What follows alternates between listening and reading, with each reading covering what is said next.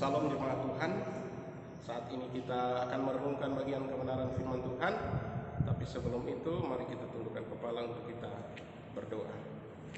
Bapa, di dalam nama Tuhan Yesus, terima kasih untuk anugerah Tuhan dalam kehidupan kami. Saat ini Tuhan, kami berada di rumah kami masing-masing, dan ibadah KPD pada malam hari ini Tuhan, kami percaya ada campur tangan Tuhan di tengah-tengah jemaat Tuhan di rumah mereka masing-masing. Firman Tuhan yang kami akan renungkan, Tuhan memakai hamba-Mu untuk menjadi saluran berkat bagi kami semua. Kami dikuatkan melalui kebenaran firman Tuhan. Dalam nama Yesus kami berdoa dan mengucap syukur. Haleluya. Amin. Baik jemaat Tuhan, saya akan membawa kita merenungkan firman Tuhan dari kitab Amos pasal 8 ayatnya yang ke-12. Firman Tuhan berbunyi demikian. Mereka akan mengembara dari laut ke laut dan menjelajah dari utara ke timur untuk mencari firman Tuhan, tetapi tidak mendapatkannya. Saya akan membawa kita merenungkan firman Tuhan ini di bawah satu tema, yaitu kerinduan beribadah. Bapak Ibu, tentunya hari-hari ini sebagai orang percaya di semua kalangan dan di semua denominasi gereja, dari anak-anak muda sampai ke jemaat dewasa, artinya orang-orang tua, merindukan untuk beribadah bersama. Tetapi saya akan membawa kita akan belajar dari 3 dasar bagaimana kita rindu untuk beribadah. Dasar yang pertama adalah berdoa. Bagaimana di dalam 1 Samuel firman Tuhan berbunyi demikian. 1 Samuel pasal 28 ayat yang ke-6. Dan Saul bertanya kepada Tuhan, tetapi Tuhan tidak menjawab dia, baik dengan mimpi, baik dengan urim, baik dengan perantara para nabi. Jadi kita tahu bahwa di dalam ibadah berarti ada doa. Doa, kita sudah tahu persis bahwa doa adalah bagaimana kita berkomunikasi dengan Tuhan, kita berbicara dengan Tuhan, dan Tuhan akan membalas doa-doa melalui para nabi atau orang-orang yang mendekat kepada Tuhan. Tetapi kebanyakan di dalam perjanjian lama, seperti kita lihat, Saul bertanya kepada nabi, tetapi dia tidak mendapatkan jawaban doa daripada Tuhan. Mengapa demikian? Pada saat itu Saul akan menghadapi peperangan yang besar, yaitu dia akan membawa lawan bangsa Amalek. Tetapi ketika Saul bertanya kepada Tuhan, Tuhan tidak menjawab doa-doanya. Entah melalui mimpi, melalui apapun, Tuhan tidak menjawab doa-doa Saul. Perantara nabi pun tidak. Mengapa demikian pada saat itu? Tuhan memalingkan muka atau Tuhan berbalik belakang terhadap Saul dan dia tidak mendengarkan. Dan pilihan terakhir Saul adalah dia memanggil ahli-ahli, jampi, orang-orang yang bisa meramal dan sebagainya. Berarti Saul mulai berpaling daripada Tuhan dan dia mau bertanya kepada roh-roh leluhur, roh-roh nenek moyang dan sebagainya. Bapak Ibu yang terkasih di dalam nama Yesus Kristus, seringkali kita sebagai orang percaya, tatkala kita sama dengan keadaan yang dialami oleh Saul. Waktu kita berdoa, waktu kita rajin di dalam gereja, dan kita berada di gereja, kita meminta dan kita tidak mendapatkan jawaban itu daripada Tuhan. Tatkala kita mulai mencari jalan lain, mulai menyimpang kiri, menyimpang ke kanan, dan sebagainya. Itulah realita sebagai seorang manusia, sebagai seorang yang percaya kepada Kristus. Sebenarnya tidak demikian. Tetapi mengapa demikian? Karena dia tidak menemukan itu di dalam hal beribadah. Dan kalau saat ini kita rindu untuk beribadah, maka haruslah ketika sudah membuka gedung gereja untuk kita beribadah, maka betul-betullah kita datang, kita berdoa sungguh-sungguh di hadapan hadirat Tuhan. Pasti Tuhan menjawab setiap doa-doa daripada kita. Dasar yang kedua adalah rindu pujian penyembahan. Firman Tuhan di dalam Amos pasal 8 ayat 3a dan Amos 8 ayat yang ke-10, firman Tuhan berbunyi demikian. Nyanyian-nyanyian di tempat suci akan menjadi ratapan pada hari itu. Aku akan mengubah perayaan-perayaanmu menjadi perkabungan dan segala nyanyianmu menjadi ratapan. Aku akan mengenakan kain kabung pada setiap pinggang dan menjadikan gundul setiap kepala. Aku akan membuatnya sebagai perkabungan karena kematian anak tunggal, sehingga akhirnya menjadi seperti hari yang pahit pedih. Bapak Ibu yang terkasih, dasar yang kedua adalah rindu pujian penyembahan. Kalau kita lihat kata penyembahan dalam bahasa aslinya adalah proskuneo. Kata proskuneo ini dibagi atas dua kata. Yang pertama adalah pros, yang artinya dekat, dan kuon, yang artinya anjing. Jadi terjemahannya adalah gambaran seekor anjing yang mendekat kepada tuannya, dan lebih lagi gambaran seekor anjing yang menjilat tuannya. Tentunya kita lihat bahwa di dalam kehidupan setiap kita pasti ada pemeliharaan. Ya, kalau kita memelihara anjing, belum tentu orang yang ia tidak kenal langsung anjing itu datang mendekat lalu dia menjilat. Tetapi kalau saya dan Bapak Ibu memelihara seekor anjing di rumah, kalau dia melihat kita dari jauh, ada anjing kadang lari untuk dia mendekat kepada tuannya. Karena itu mungkin ada kerinduan dari seekor anjing. Bahkan bukan cukup dia rindu untuk mendekat saja, dia menjilat tangan dari seorang tuannya. Sebenarnya pujian penyembahan yang kita lakukan, yang kita naikkan, harus kita menunjukkan itu bahwa benar-benar kita mendekatkan diri kepada Allah, kepada Tuhan, kepada Yesus. Nah, sebenarnya inilah yang harus kita lakukan, bahwa setiap orang yang datang beribadah di gereja, ketika ada pujian penyembahan, betul-betul sikap hatinya adalah menyembah. Ya, menyembah tadi sudah kita tahu ya, bahwa betul-betul kita membawa hati kita, hidup kita benar-benar dekat kepada Tuhan. Nah, kalau kita membaca dari Amos pasal 8 ayat yang ke-3a, bahwa nyanyian-nyanyian suci itu akan menjadi ratapan pada hari itu. Dan di dalam firman Tuhan ini adalah penglihatan yang keempat. Dan di pasal yang ke-9 adalah penglihatan yang kelima. Bagaimana Amos melihat bahwa orang-orang Israel itu akan mengalami di mana tidak ada lagi pujian-pujian di dalam rumah-rumah ibadah.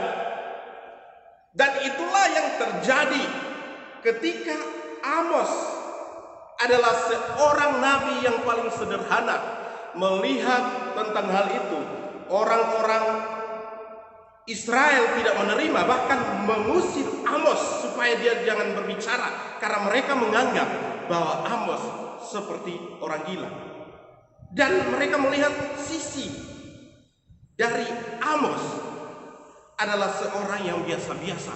Tetapi ini menjadi nyata bahwa hal itu terjadi tentang penglihatan ini, bahwa orang-orang Israel pada saat itu, mungkin kita tahu bagaimana nubuatan Yeremia tentang bagaimana bangsa Israel akan mengalami pemulihan, yaitu mereka dibuang ke Babel. Dan memang di rumah-rumah ibadah sudah tidak ada lagi nyanyian. Karena apa? Awal mula orang Israel, mereka menjadikan tempat ibadah itu seperti rutinitas, atau seperti orang yang sakit adalah minum obat 3 kali sehari, pagi, siang, dan malam. Dan begitu terus yang dilakukan oleh orang-orang Israel. Oleh karena itu dalam penglihatan Amos nyata bahwa Tuhan akan membalikan belakangnya, dan orang-orang Israel itu, mereka ketika mau beribadah kepada Tuhan, tidak ada lagi waktu, tidak ada lagi kesempatan untuk mereka memuji, menyembah Tuhan. Oleh karena itu, Bapak, Ibu, Saudara-saudara yang terkasih di dalam nama Tuhan Yesus, kita belajar dari bangsa Israel. Saat ini saya melihat dari media sosial ada postingan-postingan, banyak sekali orang yang posting, saya rindu untuk beribadah, saya rasa mau ibadah di gereja, kalau besok itu lebih baik. Dan semua orang itu pasti memiliki kerinduan sama seperti itu. Tetapi saya mau ingatkan kita pada saat ini, ketika kita datang beribadah, kerinduan kita untuk kita beribadah, maka ibadahlah dengan sungguh-sungguh. Sikap hati kita di dalam memuji, menyembah Tuhan, haruslah kita sungguh-sungguh menunjukkan bahwa kita benar-benar memuji, menyembah kepada Tuhan.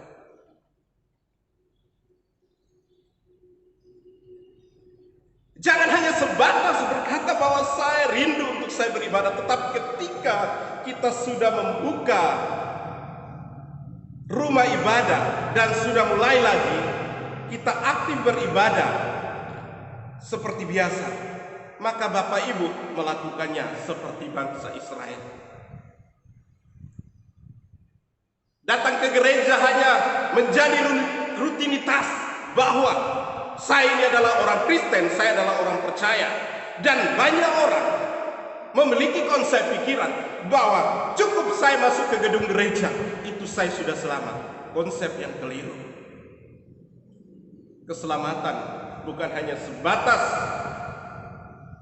engkau datang ke gereja dan kamu akan diselamatkan. Tetapi keselamatan yang sesungguhnya adalah engkau percaya kepada Yesus dengan sungguh-sungguh, engkau yakini. Oleh karena itu, ketika kita mau beribadah, benar-benar kita beribadah kepada Tuhan. Karena firman Tuhan di dalam Amos, apa yang dialami oleh bangsa Israel, perayaan-perayaan yang biasanya itu menjadi perkabungan dan menjadi ratapan.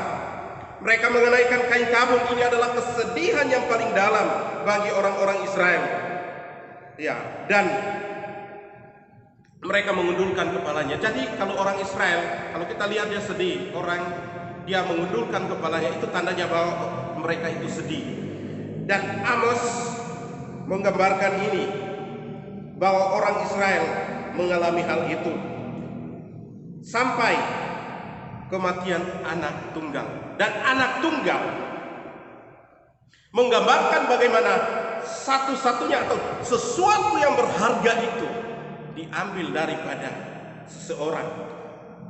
Berarti pujian penyembahan adalah sesuatu yang berharga yang kita sudah tidak nikmati lagi, sama seperti bangsa Israel. Dan kita menjadi sedih karena kita sudah tidak memuji menyembah Tuhan. Oleh karena itu Bapak Ibu Saudara-saudara, simak baik-baik firman Tuhan ini. Ketika engkau dan saya kita rindu untuk beribadah kepada Tuhan, rindu pujian penyembahan, mari kita lakukan dengan sikap hati kita kepada Tuhan. Dasar yang ketiga, dasar yang terakhir adalah rindu firman Tuhan. Bagaimana kita membaca firman Tuhan tadi? Di dalam Amos pasal 8 ayat 12, mereka akan mengembara dari laut ke laut dan menjelajah dari timur dari utara ke timur untuk mencari firman Tuhan, tetapi tidak mendapatkannya. Bagaimana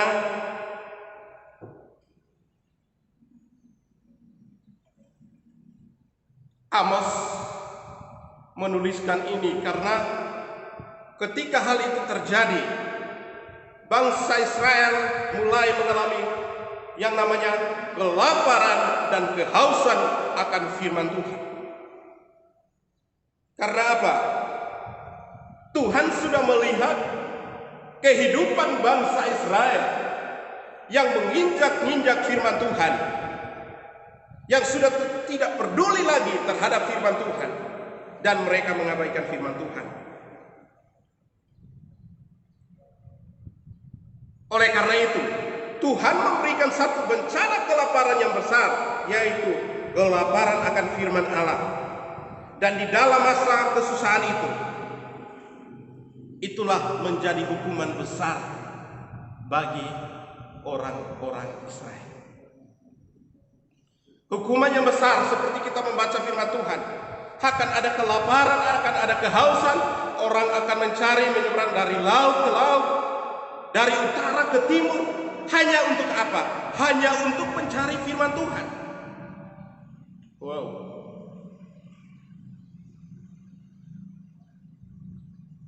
Kalau hal demikian yang terjadi di antara kehidupan saya dan Bapak Ibu dimanapun Anda berada, akan tiba saat dan masanya seperti bangsa Israel mengalami itu.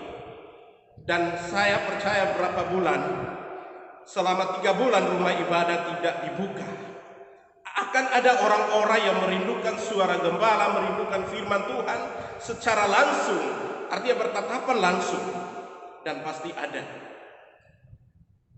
Tetapi apa yang terjadi di hari-hari ini mungkin sinkron dengan orang-orang Israel. Kalau hari-hari ini gembala menyampaikan firman Tuhan atau hamba Tuhan menyampaikan firman Tuhan, kebanyakan jemaat Tuhan lari kepada gadgetnya. Dan mungkin dia beranggapan bahwa firman Tuhan ini tidak menarik, firman Tuhan ini biasa-biasa saja. Dan lebih bagus saya melihat Facebook, saya melihat WA, saya melihat Instagram, TikTok dan sebagainya di dalam gedung gereja. Jadi banyak di antara kita yang menjadi pelaku media sosial. Tetapi sebagian orang yang benar-benar sungguh untuk mendengarkan kebenaran firman Tuhan. Tetapi sebagian orang yang ada di posisi di mana dia berada di gereja, tipikalnya seperti itu, melihat media sosial terus. Saya berharap kita bertobat dari keadaan itu. Karena apa? Maka ada masa-masanya kita tidak akan mendengarkan firman Tuhan dari suara seorang gembala. Maka kita akan mencari itu dan mencari itu, tetapi kita tidak menemukannya. Itu tandanya kita haus dan lapar akan kebenaran firman Tuhan. Bapak Ibu jemaat Tuhan,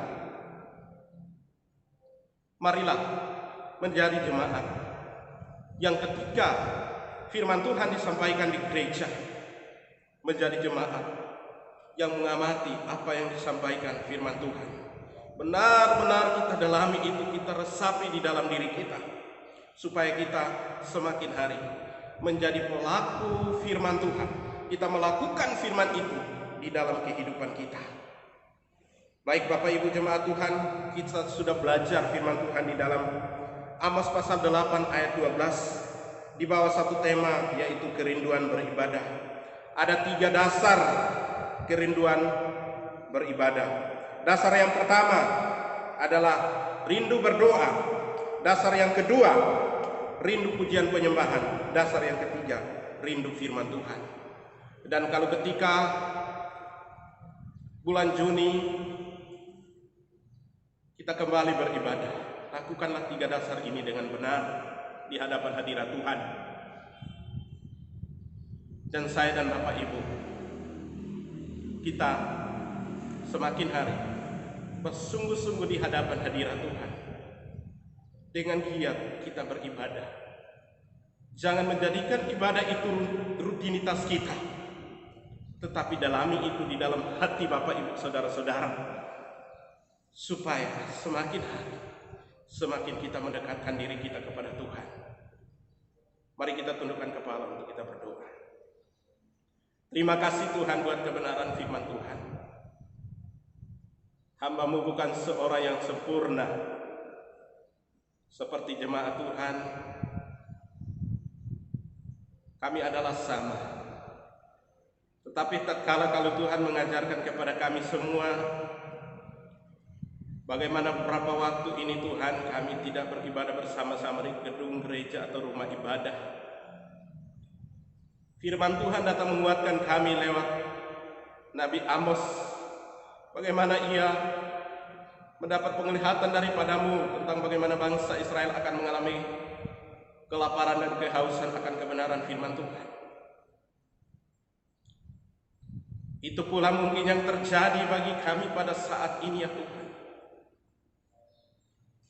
Ada kami rindu untuk beribadah. Tatkala kami beribadah, kami sampai ke gedung gereja, kami tidak fokus dengan doa, pujian, penyembahan, bahkan firman Tuhan kami tidak memperdulikan. Ampuni kami Tuhan, saat ini Tuhan, kami siap menjadi jemaat yang militan di hadapan hadirat Tuhan. Sungguh-sungguh di hadapan hadirat Tuhan. Ampuni kami semua ya Tuhan. Sebagai hamba Tuhan, sebagai jemaat Tuhan, kalau kami sudah lalai dan melalaikan semua hal yang sebenarnya penting di dalam kehidupan kami. Hamba berdoa buat jemaat Tuhan, dimanapun mereka berada, Tuhan memberkati keluarga mereka. Tuhan memberkati setiap anak-anak mereka, dimanapun mereka menuntut ilmu. Baik saudara-saudara kami yang di Kubar, di Samarinda, di luar dari Kaltim, di Pulau Jawa, Tuhan memberkati dalam perkuliahan mereka. Tuhan, Engkau tutup bukusi kami semua dengan kuasa Tuhan. Naungi kami dengan kekuatan kuasa darah-Mu ya Bapa.